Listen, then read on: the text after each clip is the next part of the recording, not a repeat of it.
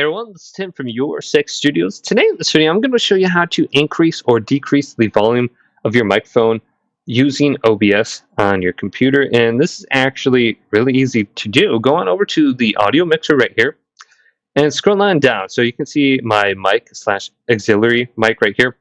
So we do have the option to scroll it left and right, just right here.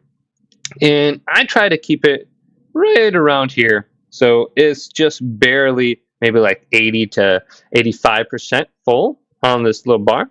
And that seems to sound pretty good. So most of the time though, you won't be able to fine tune exactly just with this little slider because it's going to be off just a little bit. But there are some things that you can do to increase it beyond what is capable right here. We can go down to this little button right here and select it, and this will bring us to the advanced audio properties. And then we can go to our microphone specifically under here, and we can increase or decrease the decibels. So if it's not loud enough, we can increase this, and you'll see it's going to go up and up and up beyond whatever the default is. And we can go to monitor and monitor only, mute output, and then you can hear your microphone when you're speaking. So I can hear right now it's really difficult to speak when I have my echo in my ear, but I have this turned off now. So if you want to just go ahead and just gauge the level, try going to that.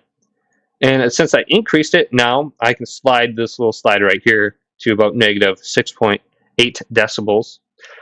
And another way that we can do this is to go to filters right here, go to the three little dots and go to filters. And you can see I have a compressor on here.